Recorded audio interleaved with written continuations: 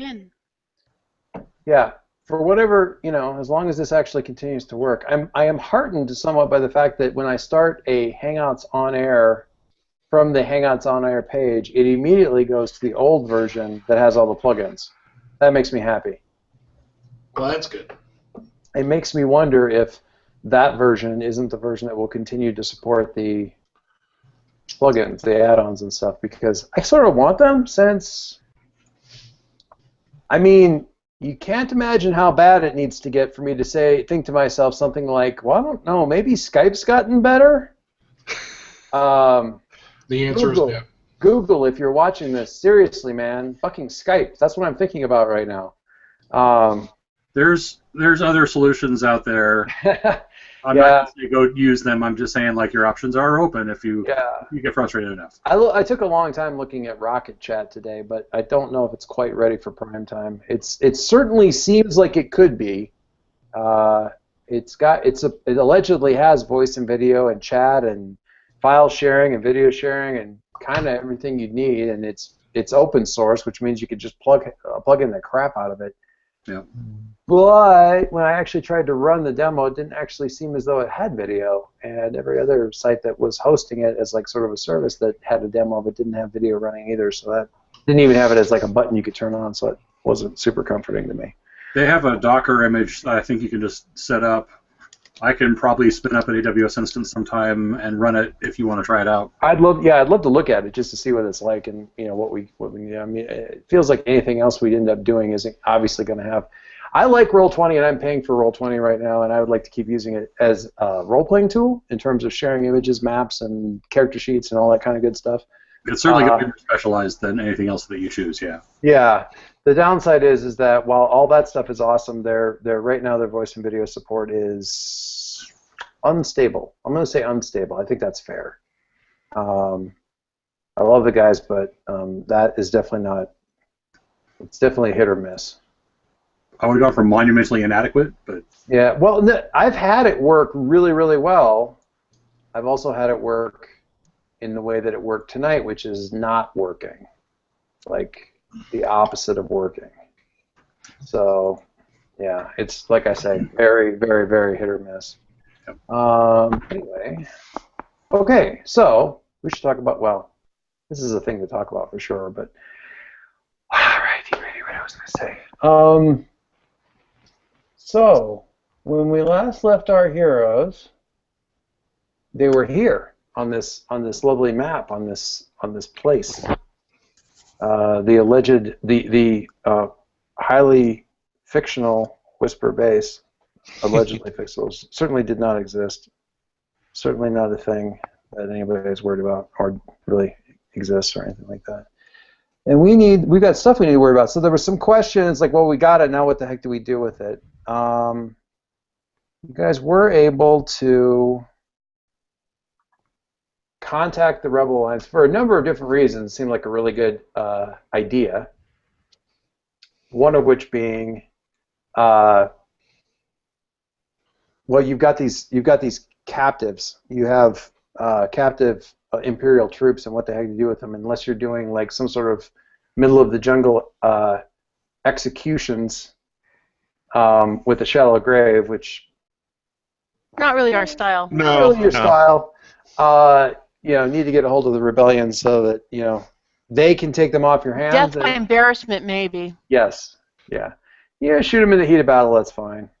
Dump them out of an airlock, maybe, but yeah, executions in the jungle seem a little bit extreme. So, you got this base, you got these guys, and you reach out to Rebel Alliance to get some intel and all that kind of good stuff. And they send back a very brief, heavily encoded, encrypted, and compressed message that can be unpacked with like just sort of text things, because they're very concerned about the security of this thing and hopefully not compromising it. That's important. And they come back to you with some instructions, initial instructions, and some other kind of stuff. And I also wanted to give you some intel on the base. So, how did I just lose that? So, what was some stuff I wanted to tell you guys about? some of it I shared already. There's the speeder bikes. So this is a variant on a fairly standard 74Z Aerotech speeder bike. All of the ones that you guys have are fitted with heavier weapons, which let you theoretically engage let the rider take on more heavily armored targets. But it also means the things are less maneuverable and can't operate for as long because they're carrying more weight. So they don't have as good a range away from the base. Not that it's huge. That is that huge a deal, but it is worth knowing that they're a little bit more heavily armed and armored, and as a result, they've got those limitations. Until modified. Yeah, the ATSTs are, well, I should say the ATST. There's really only one functional at this point in time. Because of the horrible things you did to the one that the lieutenant was in. So you've got a functional ATST. Spare parts. Yeah. We used to play a BattleTech campaign when I was in college. That we did BattleTech, but we also did like when I did the Mech Warrior RPG rules and stuff like that, so we could do all that kind of stuff. And man, we loved getting like headshot kills and stuff. That was the best because we could take the whole mech back, and I mean every single thing in that thing was coming apart going into. We did all kinds of stupid stuff. We had our mechs modded so hard, and it was just ridiculous. Good times, good times. So what do we got? So we got those things. The ATST is in good shape. Although it is rusty, it's not reacting well to being exposed to the jungle humidity for a long period of time. So that's not awesome, but it is still completely functional, and with some good serious maintenance, it should be fine.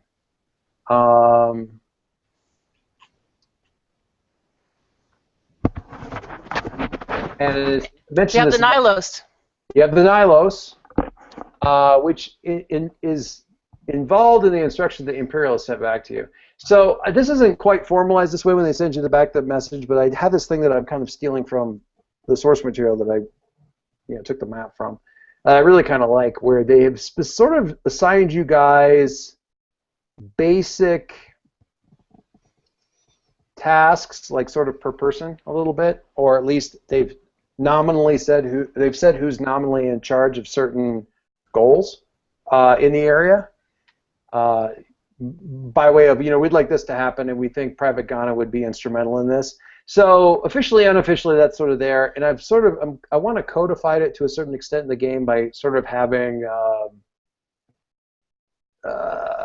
attach personal milestones to some of these things in the fate sense. So if you guys are going along this way and sort of achieve towards this duty that you've been assigned, that can work like a milestone as personal achievement kind of a thing. It's listed in the little shared handout thing listed under Shadowpoint duties, but it's also on your character sheet. So if you guys look in your character sheet under extras, I wrote in, and for some reason Margie's extra information didn't save, which is awesome and not at all frustrating. That's because we're extra special. Really? Nobody saved? Are you serious? I don't see any. I have a little bit. I see a thing that says Shadowpoint duty. Yeah, that's the thing, but it's not on your character sheet, and it totally was supposed to be on your character sheet. It is. Is it? Where? It is showing underneath extras on the character sheet. It doesn't have any information. Well, it says Shadowpoint duty recruitment open close paren. Right, which meant that like half the stuff that I put in there is gone. Okay, so I was mostly recruitment is fairly. I invoked the recruitment function. Space superiority. Yeah, and I want to see the reason for that is it's really easy to misread that. You're like, I've got one Nylo shuttle and an old beat up, space transport. How am I supposed to achieve space superiority when they've got an Imperial thing? So I had written down like sort of what that really means practically, and I had pasted it in there, and it didn't frickin' save. Hey, were we supposed to get experience after the last game? Didn't I give you experience points after the last game? Experience after the last game? Yes. I will figure out what that is. What is a? Okay, it's not the significant milestone. What's the one midpoint? Minor, significant, and major. Yeah, significant is the middle one. Okay, significant, not major, but significant. Significant is a +1 to one of your stats or a refresh. No, it's a +1 to one of your stats. Yeah, I think you did hand it out because I do have one because I have 2 3s now. But I think I did that. I did that at the beginning. I did that at the beginning of the Onderon stuff. At the beginning of just before we started taking the base. I think we only had like 2 missions on this, so I don't think I'm ready to do another significant milestone. You're right, and you're right. I do have one here, but I was thinking about, gosh, but we've done 2 missions with these people, 2 significant missions, right? I only wrote down one. We did. I did a significant. Well, you can always do. There's definitely a minor milestone. Having taken the base is definitely a minor milestone. But that's kind of more of a shuffling milestone. It lets you rewrite any of your. You can rewrite, like not your trouble aspect and not your high concept, but you can rewrite the other ones if you want. Any one of the other ones if you want to. As far as I know, trouble is legit. You just can't touch high concept. Oh, okay, you're right. Thank you. So you can rewrite your trouble. You can rewrite anything but your high concept, or you can take a refresh and turn it in. Like lower your refresh by 1 and take a stunt, or you can rewrite one of your stunts. You can rewrite stuff, but it's not like where you get more points. And we only did 2 sessions having to do with this base, so I kind of don't want to do a major. I know it's been a while since we played, but we only did 2 missions with the base, so I don't necessarily want to do another one where our stats go up again. So I want to talk a little bit about these duties real quick, just to kind of clarify them, because I will actually get this in here, but luckily I put this all in the text file, so I can just look at my text file.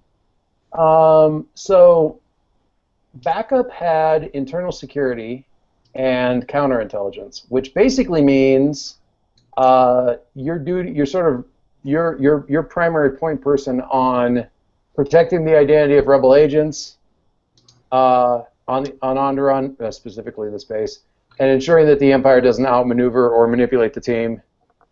That's going to become ironic at some point. And also kind of preserving the secrecy of rebellion assets, i.e. this base. So when everybody is chasing down the Imperial scouts that are about to tell the entire Empire that this base exists, you're the one that's kind of really, really on the hook for making sure that doesn't happen, as opposed to everybody else who's totally on the hook also. But more to the point, you can get milestones off of that. So, Hesmits is combat victory. I like that, super vague. Basically, do stuff instrumental to defeating an Imperial force in some sort of engagement, whether in person or indirectly. But like a big force, not just beating up one stormtrooper. Does not count. Who had recruitment? Me. Yeah. Bring the word of the rebellion and its ideals of freedom to oppress sentients suffering under the Empire and get them to join you and do your work for you. Maybe not that last bit, but that's it. Recruit more people. You're the new fresh-faced recruit who's like all gung ho for the rebellion. Yay, team! Yay, rebellion! Wait, I gotta get Force them back, way back. Oh God.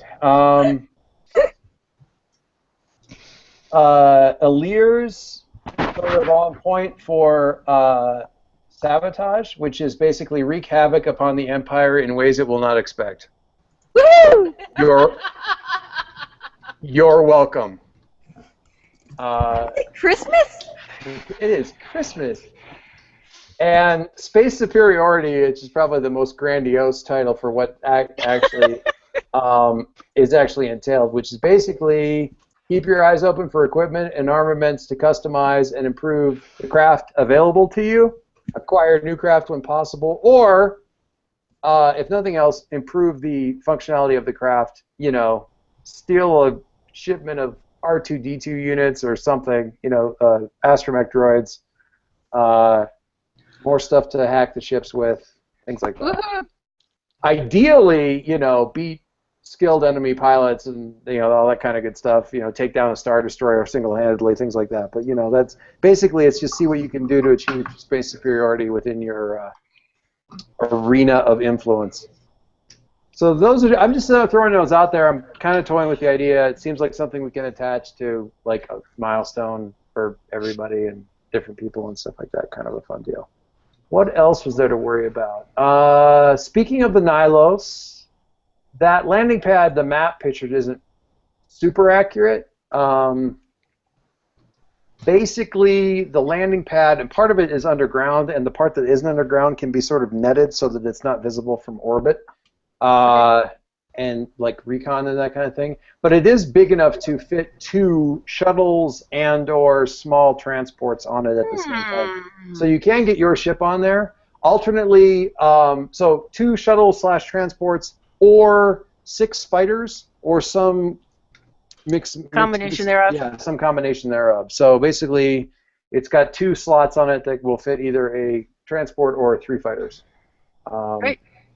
At least the smaller fighters that are available right now. Like A-wings, totally. X-wings would take up more space, but X-wings are. Nobody's really even seen an X-wing. Twinkle in somebody's eyes. Yeah, nobody's really even seen X-wings at this point. Y-wings and A-wings are sort of what you got your hands on. A B-wing counts, not that anybody's seen a B-wing at this point, but a B-wing basically counts as a shuttle. Those things are huge. So that was something. What else do we have to worry about here? So we got the people to transport. The Nylos, incidentally, is totally big enough to transport all of the captives in one go. It's just a question of where do you take them. And the Imperials would like you to go to the meet up with the Rebel cruiser Lathier with the captured soldiers and techs and whatnot. Good luck figuring. I mean, you have a shuttle. You can totally use that shuttle to get out into space and go through there's not really an Imperial blockade, but there are Imperial ships in orbit and that kind of thing. You just need a good cover story and the ability to fly casual, like super casual, to explain why you're leaving the planet and then coming back. Shaka bra. So, yeah, cover story requisite, but other than that, certainly stuff you could do there. There's some damage to the garage area that I'm sure you guys remember, that one leftmost staircase. Yeah, staircase, door. This whole section right here where I'm pinging on the map is basically slag. And the parts that aren't slag are covered in fire-retardant goo. So, yeah. Serve as a warning but remember, we have a very dedicated maintenance droid. Actually, Tour is so happy about having the restraining bolt on. He is willing to give you about as much information as he can, and he's certainly willing to help. As a partner, he's totally willing to help out. So, jokes aside, yes, he's actually. In fact, backup. Why don't you give me a roll on? Take your pick. If you're having a conversation with Tour, what do you think you would roll? I like uncertain loyalties personally, but you rolled it. So Tour and you have a couple of interesting talks. You do try to, or at least Tour tries to keep it kind of on the current events. He knows the base up and down. He can offer suggestions about possible improvements, inefficiencies that they had going on here. Basically, the base is set to handle about 30 people active at any given time. So it can sleep, the barracks can sleep about 24 people comfortably, 36 uncomfortably. The mess can handle about 24 people at a time. The big briefing room can handle. You could get more people in here. It's just a question of how. And the Rebellion can't just send ships down here. That would be bad. But I mean, you could get probably this place fully staffed is about 50 people, probably. Cool. Or at least 30. He also, if you're looking for military upgrades, I'll give this one. This is something he shares with backup. There's a junk deal. Tour was sold to the lieutenant. He wasn't like an official Imperial droid. He was sold. The lieutenant bought him from a junk dealer in the capital, by the name of Kavia Slen. You might want that name. She was a veteran of the Clone Wars, and she sells damaged military surplus and salvage, including weaponry, machine tools, gently used Bacta tanks, all without asking too many questions about why people want military-grade gear. So... Because it's shiny. That might be useful. Yeah. Kavya Slen.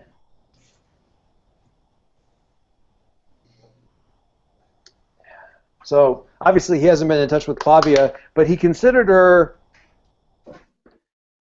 a not wholly disagreeable meatbag when he was dealing with her.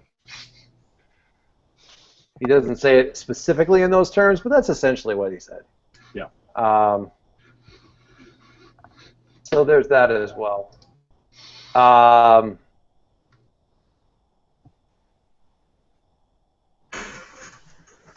He does ask,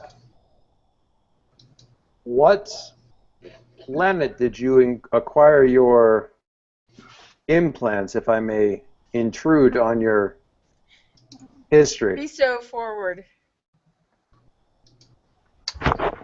I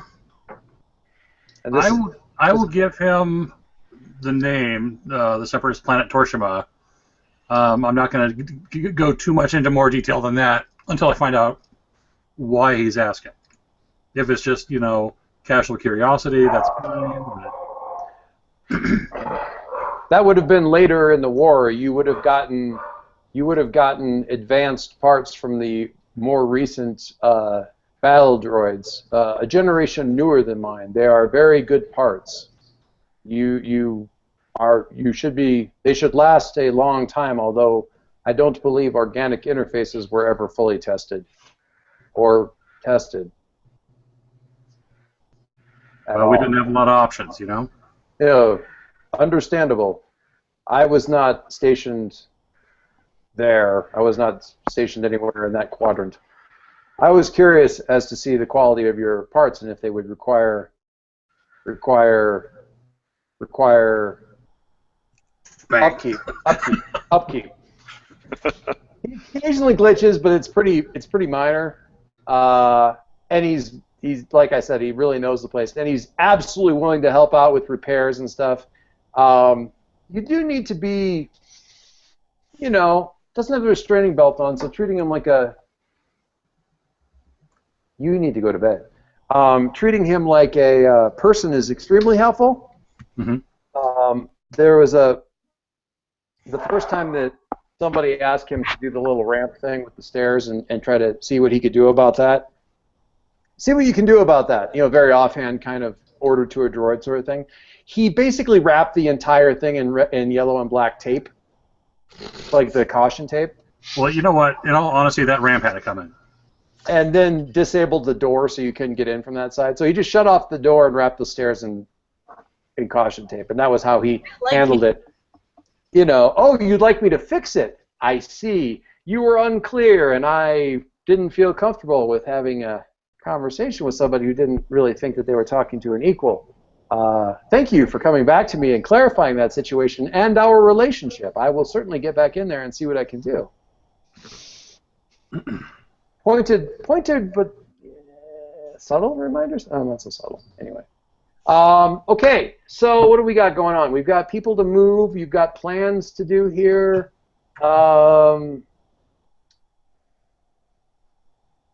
Going around the table, off the top of your head, I'm curious what people are thinking about in terms of things that they would like to accomplish or do or find out about, do in the base or to the base or whatever, hack the databases, things like that, to accomplish their goals or do stuff or whatever, or make plans to get these Imperials that are eating your supplies. Although, to be fair, if you can get these guys off the base, you probably got a solid 3 to 6 months worth of supplies if it's just the 5 of you. So. Well, I guess that's one question. Is there any indication that the rebellion or the local insurgency has any interest in this space? The rebellion would very, very much like you to secure this. When I say that these are your duties, that's what they've entailed. They would very much like to get this base secured, strengthened, reinforced, functional, and ready for essentially what they consider to be the unavoidable retribution or attempt to reacquire it from the Grand Moff or from the Moff. Because really, we are one down-pointed turbo laser away from losing this whole thing. Yes. The downside is that if that situation actually specifically comes to pass, it's also that turbo laser is also going to be pointed directly at the Moff's head. So the only person who really knows about it, well, that's not true. He's not the only person who really knows about it, but the person who could most easily inform the Empire about it has a strong vested interest in making sure that the Empire never finds out about it, which works to your guys' advantage. Unless he can sell the Empire on this being some other type of facility than it is. Yeah, that would be a tough sell. I mean, if they can hit it with the turbo laser first, so it's just wiped out. But I mean, any kind of investigation here is going to make it pretty clear that it's. I mean, even the fabricated walls are Imperial. I mean, everything. This thing has got Imperial stamped on every stinking inch of it. Yeah. So this also means that he may try to lure, like some, like I'm thinking like him for the moment, and like. Oh sure.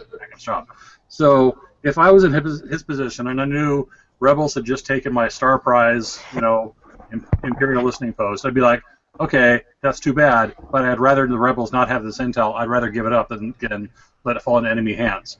What I would do is to, for example, try to instigate some other sort of conflict, like drawing the local Onderon rebels into a fight around this area, and then calling for Imperial support and saying, hey, there's this old beat-up fortress out in the middle of nowhere that I used to have for storage, but they've taken control of it. Please blow it up. And there is another base around there is another highly functional Imperial base in the area, somewhat south of the capital city, and I'll cover kind of what's in the area too. One thing to know, though, the Moff, at this point, there's no reason he should know that there's anything going on. I consider his learning about it inevitable. He may not know now, but he will. Probably inevitable, but there's probably some things that you can do to slow that down. Because he's not going to be keeping track necessarily of the ebb and flow. He's got the manpower thing sort of set up so that the people are going and coming and going sort of on autopilot, so he's not going to necessarily keep track of that. As long as he's getting intel reports at the scheduled times and with the appropriate amount of data, there's no reason for him to think that anything out here is amiss. So you can basically fake him out by pretending to continue to do you can continue to send him messages. Yeah. Information. What's that? Feed him false information. Well, even if it's or even real information, because he's spying. Rebels have been seen in the area. Well, no, but he's spying on the Empire, so you have to remember, spying on the Empire. So this base isn't for spying on the rebels. So you don't have to worry even necessarily about feeding him false information. You can just feed him the stuff that this base was designed to capture, which is the Admiral's activities. Yeah. So I'm thinking, call Wolf and White, make him think something big is happening when it isn't. Oh yeah, I mean, get him all worked up. That's absolutely something to worry about down the road. But in the meantime, I mean, to Bill's point, backup sort of expectation here. Eventually, he's going to learn out. I mean, he's going to learn about this. That's just entropy at work. And eventually, we have to do something about him. Absolutely, but there's a good chance that if you play your cards right, you should be able to sort of stab that off for a little while. I'll send you guys. I'm not going to do it right now, but there's some information on like the local base and stuff, and you can get that pretty much out of the databases. Some information about the local villages and stuff like that, and that sort of thing. So there's that to worry about. Catherine, are you doing any electronic rooting around? Yeah, I'd like to see how far my access goes. Well, you have one of the code cylinders, like the lieutenant's code cylinder, so you should have basically full whack access to the data to the Imperial file system and that sort of thing. Why don't you give me a what is the appropriate aspect for you? Let me look and see.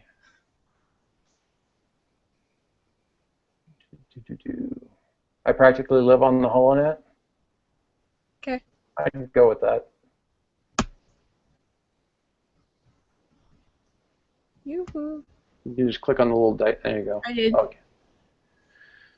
Okay, that's fine. You only needed it with the code cylinder. You hardly need anything.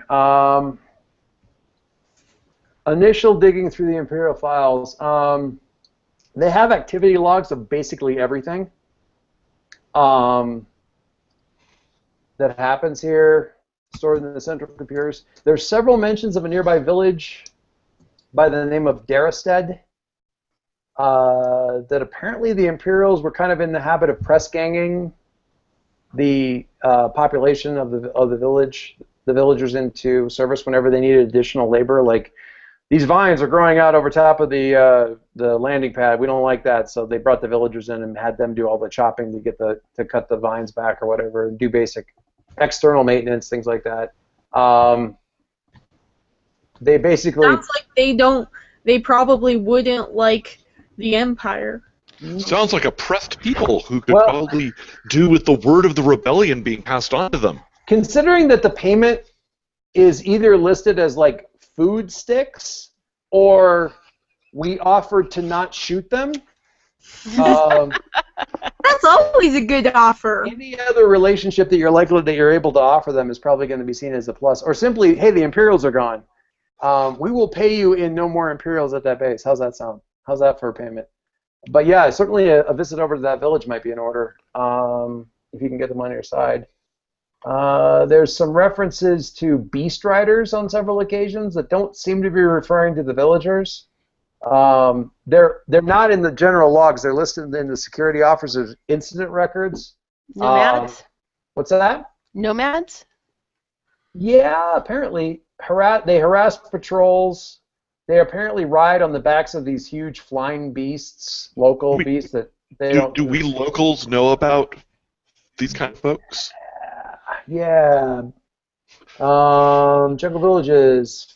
Right up there with actually, the Dave, sewer. Dave, how much do you know? Roll that planet thing that you got. The planet is. Oh, I feel the planet. Yeah. We'll also make that a knowledge skill. Why the heck not?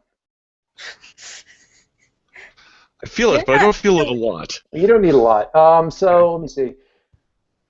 Even beyond the movie, so the big cities like Aziz tend to look at the villages like Darasted as being somewhat primitive, but that's really, I mean, they're not primitive by choice. They're primitive because they don't have enough money. These guys are a whole different deal.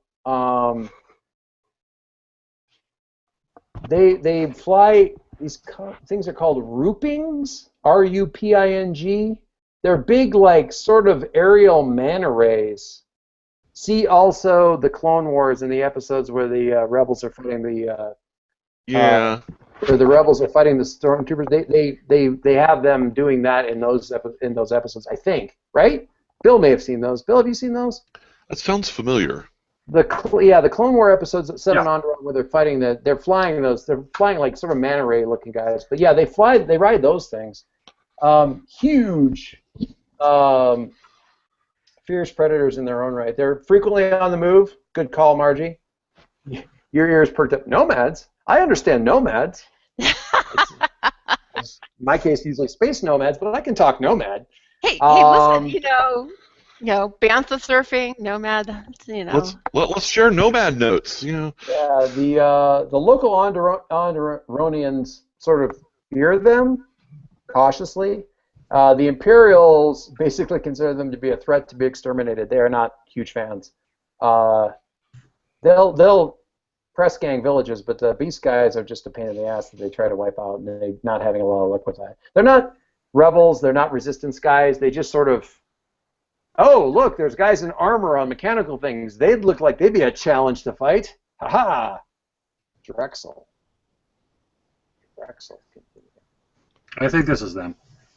Could be. Close enough, certainly. Yep. They have a different name for them in the stuff I was looking at, but yeah. This is the comic version, so. Right. I'm wondering, Onderon, Clone Wars.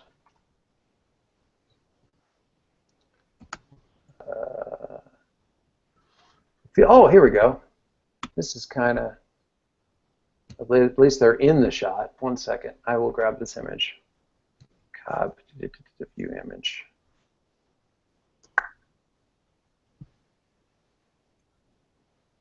See if you guys can get this one.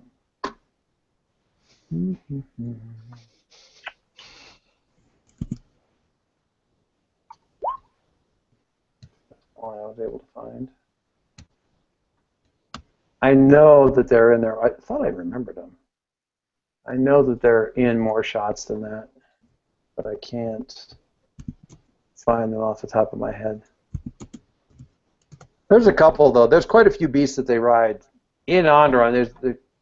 There's a difference between domesticated and tamed. Lots of Onderonian. Here we go. Here's a good one. Lots of species of Onderon can be tamed, but as a species, very few of them can be domesticated. That may be a fine point, but it's sort of relevant. Sure. One of the interesting things, and I had never really gotten this, it's like zebras. People can tame zebras and ride them and stuff. It totally works, but they can't domesticate zebras as herds. So there's another link that's got a couple of them in the frame. It's kind of good. Anyway, and the reason for that is the herds of zebras don't have like that alpha male stallion. They just don't work that way. Horses do. So if you can tame the stallion, you basically tame the herd. If the big guy's got a saddle on, then everybody else will be kind of so domesticating horses has been a much better deal. Zebras have to do on one-on-one because apparently zebras don't give a damn if any of the rest of them are like, oh, you got a saddle on? That's nice. That's Sam. That ain't me. Oh, you got a saddle on? Oh, look, now I can bite him too. Yeah, exactly. Yeah, they're basically ornery cusses, but they don't really care one way or the other. And so that's kind of how the life on Onderon works. You can tame one, absolutely. Domesticate? No. Domestication that's a thing that happens on other planets. So yeah, these guys tend to ride these things, but they also ride other stuff too. This is the one that they're most famous for because flying creatures. Who wouldn't be more famous for that or want to be more famous for that? I'm going to need to rewatch those episodes. Fun fact: I don't know if you guys saw me mention this, but the Rebel 1, the Forrest Whitaker character in Rebel 1 is supposed to be Saw Gerrera, the guy you've been dealing with as the leader of the Onderon Resistance. That's his character's name in the thing. It's just 10 years from, or 4 or 5 years from now. So there you go. Picture a younger Forrest Whitaker, if you like, or don't, whatever. So yeah, you find the thing on the Beastmen. Where are the rest of my notes? Where are they at? That's what you find right off the top of your head.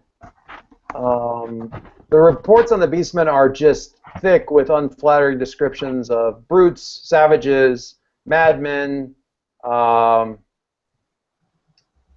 Honestly, you can't think that people who take this much enjoyment in annoying Imperials can really be all bad, Catherine. I mean, it seems like you've got common ground that you can talk to them if you can just figure out how to keep them from shooting you before you can get a chance to talk to them or somebody to talk to them.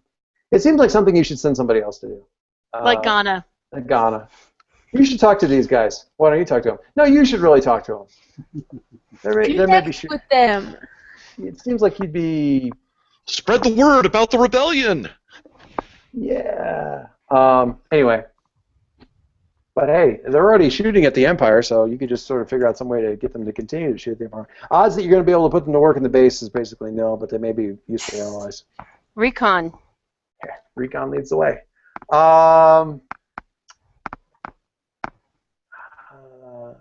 Margie, do you have any immediate goals with regards to achieving space superiority? Why, yes, I do. Really? Okay, let me hear them.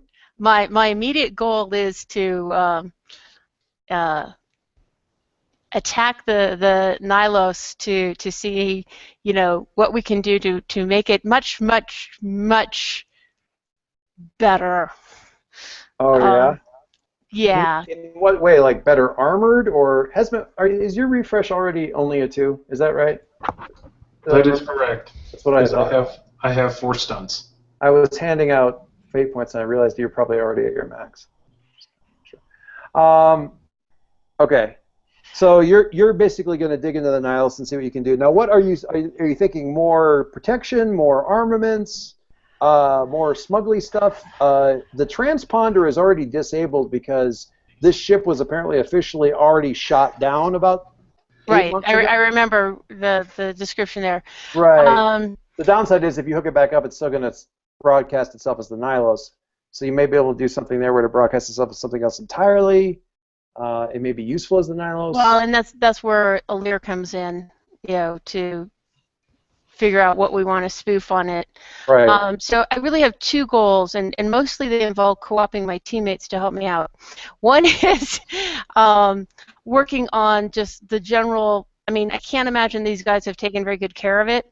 So, making it better where we can.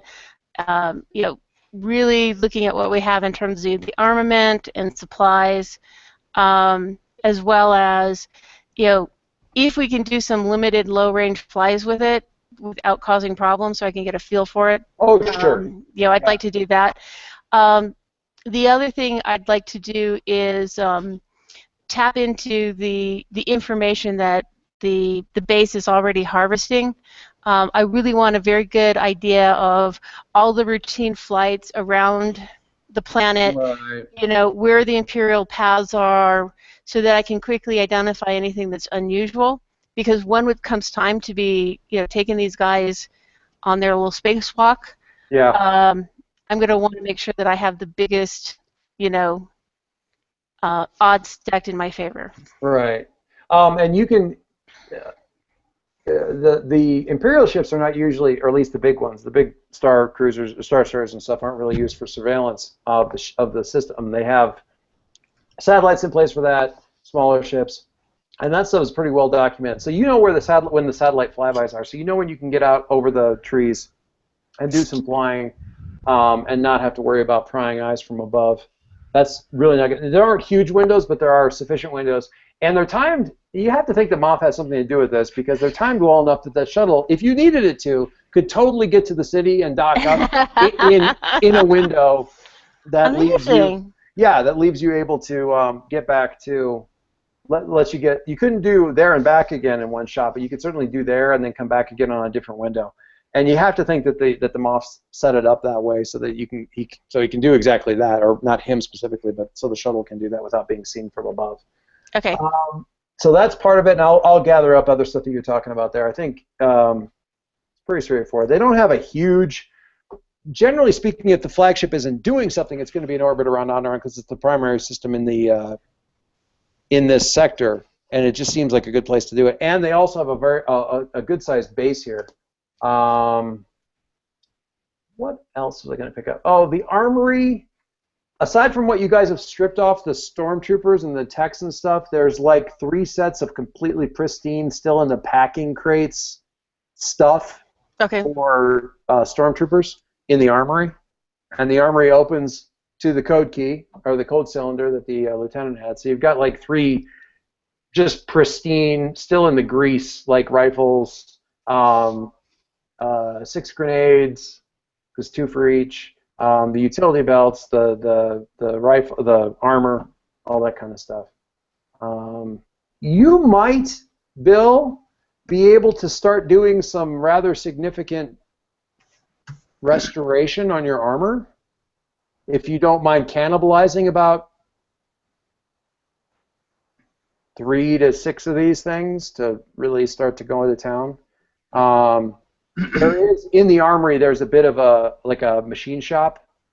I say machine shop like not you know what I mean, but like there's a setup in there, a table, all that kind of good stuff, reheating and reshaping, all that kind of good stuff, and some repair stuff in there. So you could certainly do some stuff in there that might get you something that might be written down as a stunt, were you so inclined.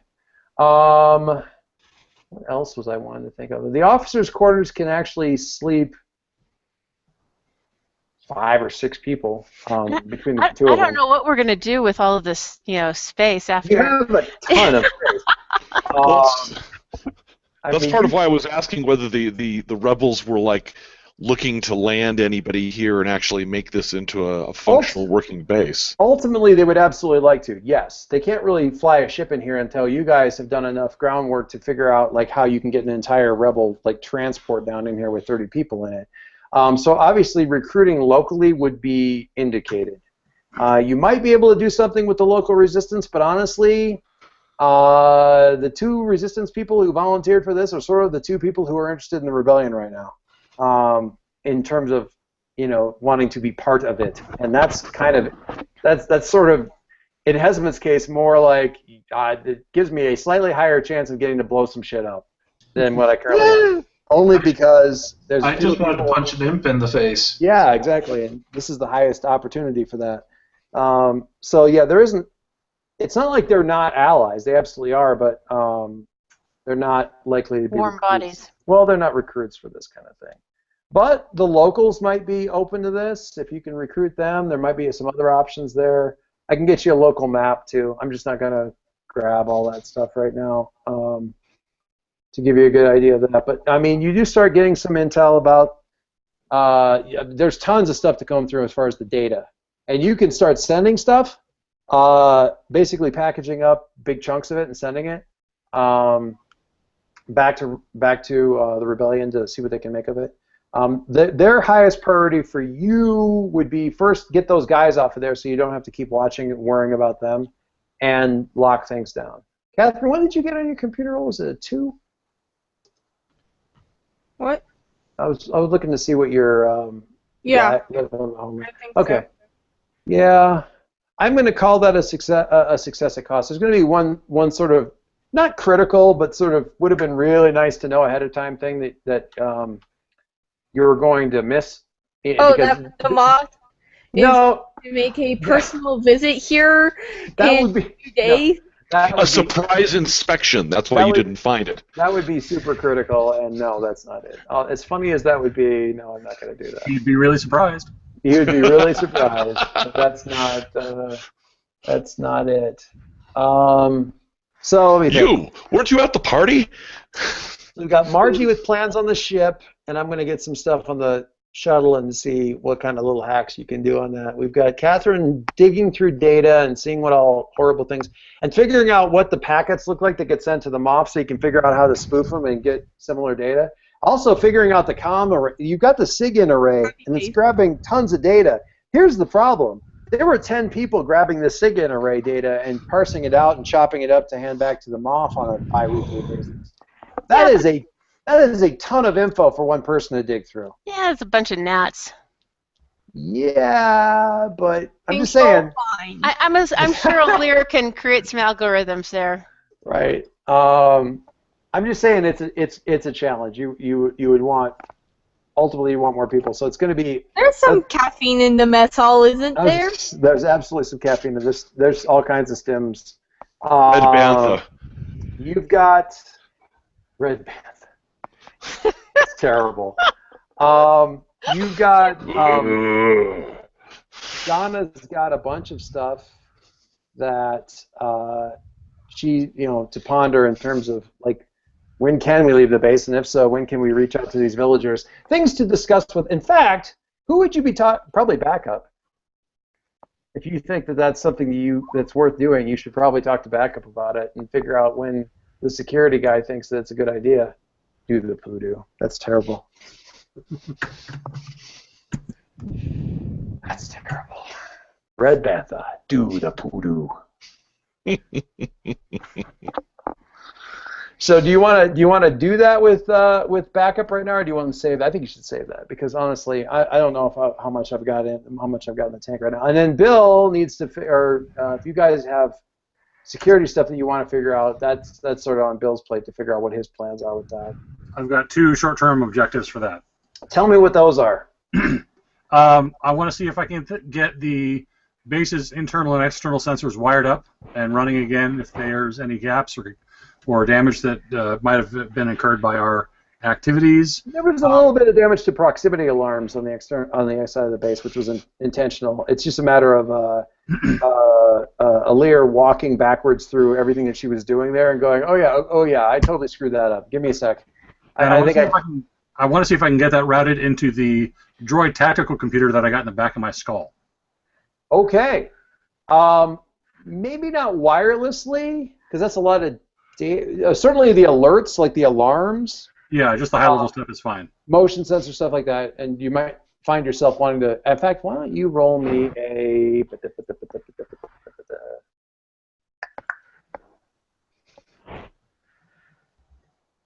Oh, let's just go with no nonsense cyborg clone trooper. I think that's just right in the way, right there.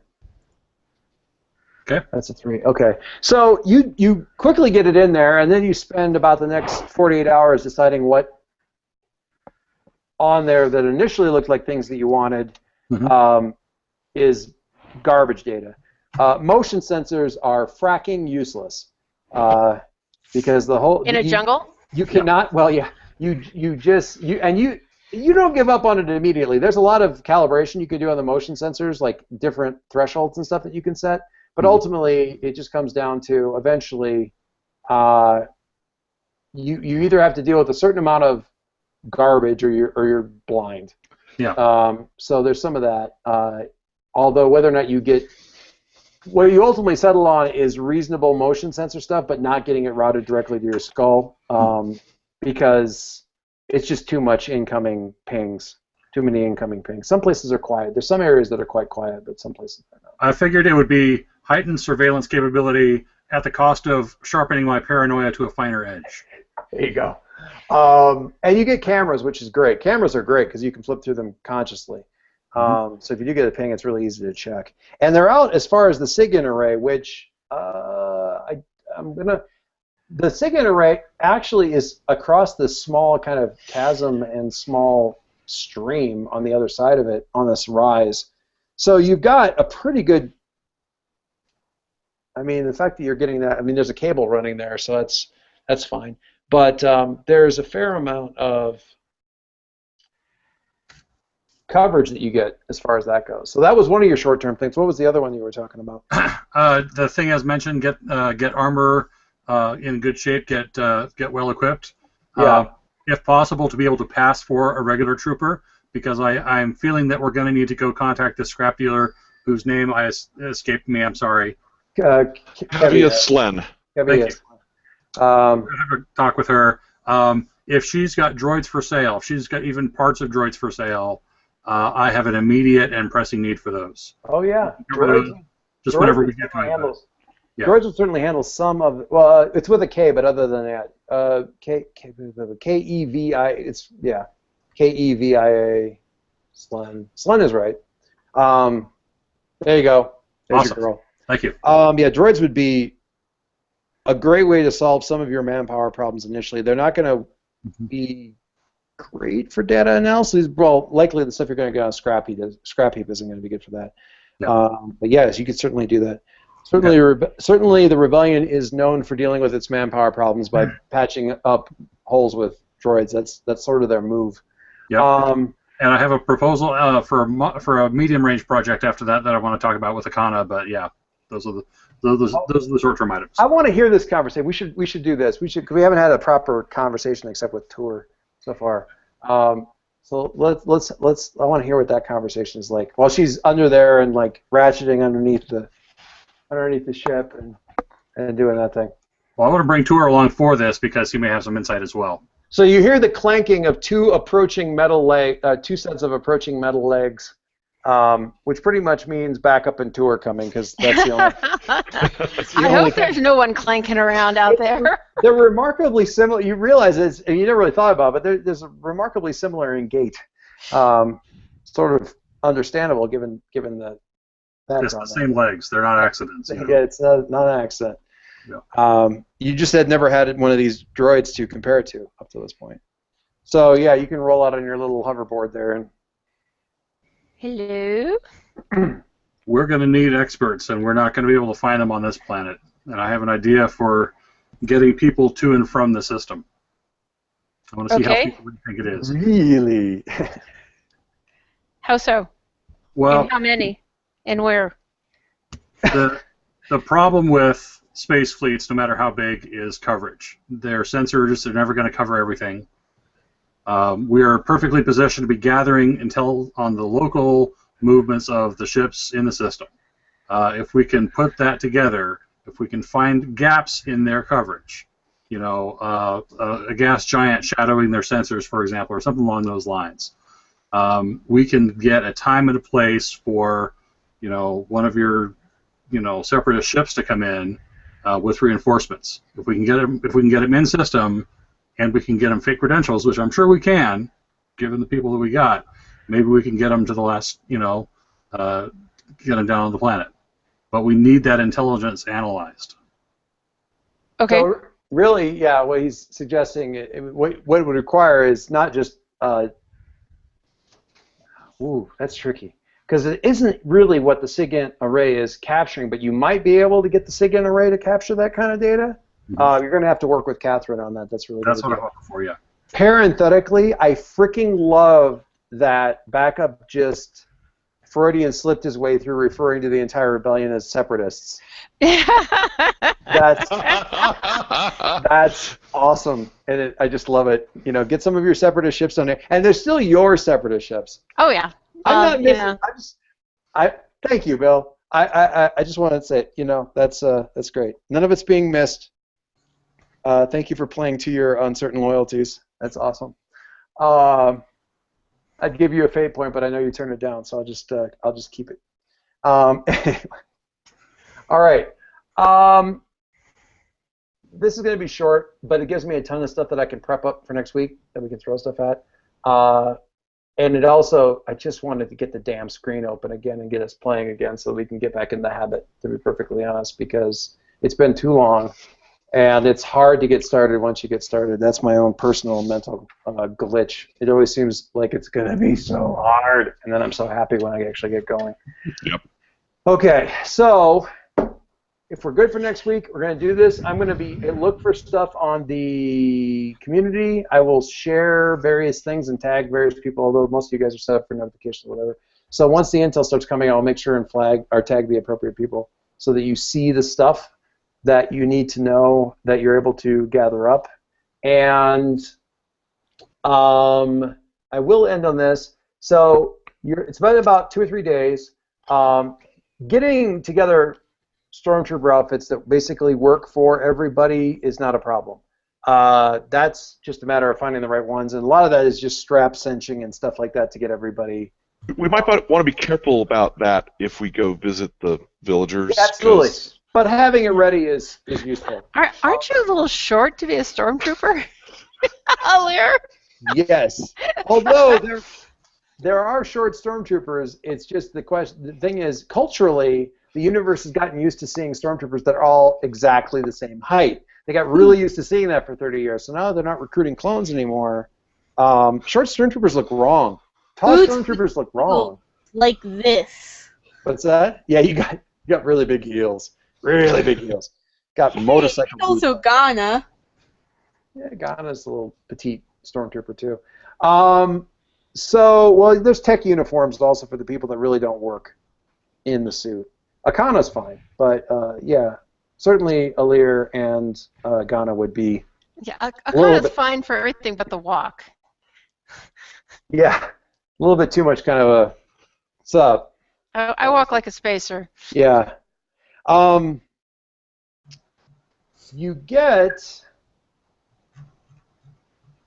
about 2 or 3 days into this, and one moment. You get a proximity alarm that actually matches up to data on the camera backup. You don't have to look very far for this because it's actually the proximity alert's kind of on the front garage entrance, like right up there. And it's not hard to spot because it's somebody with a frickin' hover truck, like a truck, like an airspeeder, this like for hauling gear. Not quite the troop transports that you would see in like the Clone Wars or the Rebels or anything like that, but something about that size. A delivery truck? A delivery truck. I'm probably up there, since one of the things that was on my list to do, which we didn't circle around to, was I want to get some some repairs done in that front area, including like being able to close the maintenance entrance doors? The entrance absolutely closes. It's closed at this point in time. Okay. You have. It was just hanging out there open in the past, so I thought it might have gotten damaged with all the brouhaha. No, it's fairly easy to close, and you had to sort of undo some of the sabotage that you guys did to the bikes, and that sort of thing. Of course. Okay, so the proximity alarm goes off. Catherine, at the time you were in the not the communications room, the control center, which is kind of where you're living right now, doing all the red bantha. And the camera flips around to the thing, and the camera comes down there, and the faces, the person in there is like looking right up at the camera, like, and it kind of does a little box around it and identifies it and pulls it up and pulls up a little text identification, like a personnel file kind of thing. The individual sitting out there, his name is Varala, V-E-R-A-L-A, Mishar, M-I-S-H-A-R. She is tasked with resupplying the base on a bi-weekly basis. She is apparently on quote-unquote personal extra-duty retainer to the Moff, which has, like it's noted in here, has not been approved by her primary employer, who is the Admiral. Super complicated. So let me guess. So she's skimming supplies from the Admiral for the Moth to deliver to the base. Yes. Well, no. She is taking supplies that are being surreptitiously supplied to her by the Moth and getting them out here at the Moth's behest and pulling an extra paycheck from the Moth for that. Partly for the delivery and partly for don't ever tell the Admiral that you'll do this or I'll take off your ears and feed them to my dogs, kind of thing. And also pay you very well. Problem is she's out here every 2 weeks and she knows what this place looks like and is waiting outside. And this would be the thing that you missed, Catherine, because you needed a 3 for that. Was that out of all the thing was, oh wait, in the entry logs I forgot to mention, you didn't spot fairly regular deliveries. So is this by something? This one person. Is this where we're ending, or do we start problem solving? We're going to end with her sitting outside the door. But if you guys want to post more stuff, like just start a thread on other stuff I want to try to get done or find out or do or whatever. Start a thread for that, and I will jump in there and go like crazy, and we will do that as well. And we will start with her sitting outside the door, and you guys. Back up frantically jamming his way into a stormtrooper suit and says, don't open the door. I will be there in a second. Well, do not. And we also have Tor. Yeah, Tor. Oh, ooh, yeah, he's kind of already. Tor. And he's always in uniform, as it were. Tor, can you stall her? Clato, Barata, Nicto. Tor, it's not Tor, it's Tor. Tor, excuse me. Tor, can you stall her? Yes. Will you stall her? Oh, I certainly could. Please stall her. Thank you. Yes, I will absolutely do that right now. Barata, it is such a pleasure to see you. She's got supplies and. Well, you don't not want the supplies. It's just But if she sees you when the door's open, she's going to know something's wrong. I'm dressed in greasy overalls from fixing speeder bikes. What's she going to know? Huh? It's an excellent point. You are a local. Huh? Yeah. How damaged is the hangar still? It's been a couple of days. I think so. We're not cleaning up the aesthetics. We're like making sure the switches work. So right over here, you've got this pretty messed up thing, but that's also where the messed up walker's at. So it'd be pretty an industrial accident. Radiation leak. Lots of radiation. Very dangerous. It would be weapons discharge. We're fine. Well, there clearly was a weapons discharge of the size of this thing. Yeah. But it would be lots of weapon discharges. It would be very easy. There's a reason for the fire retardant. It would be very easy to say that the walker tipped over and basically smashed the stairs and got all messed up because it looks like it was totally messed up. And that it started a small fire. I mean, that whole section over there looks pretty banged up, so it's pretty easy to explain why. And since the rest of the area isn't too messed up, it wouldn't be that bad. And, you doubt she comes that far into the base to do delivery or whatever. But hey, you may have free. The Moff might be paying for your food for a while, which is. I don't know. If she carries it all the way into the kitchen, that's like through the entire base. Yeah, that's bad. That's bad. You can just leave it here. Really? Are you sure you don't want me? No. We'll carry. We're fine. We got newbies that need breaking in. Nice. Good answer. I want to sneak some into the barracks. All right. I'll leave you. We're gonna start with this next time because that way we've got. I don't know. Action might not be the right word, but we certainly have activity right off the bat. So we'll start with there. Next week. Same bat time, same bat channel, assuming Google doesn't nuke it from freaking orbit from this, Do we have an adventure name for this particular installment? Let's call it the official name that the Rebellion has assigned to Whisper Base. They have renamed it Shadowpoint Station.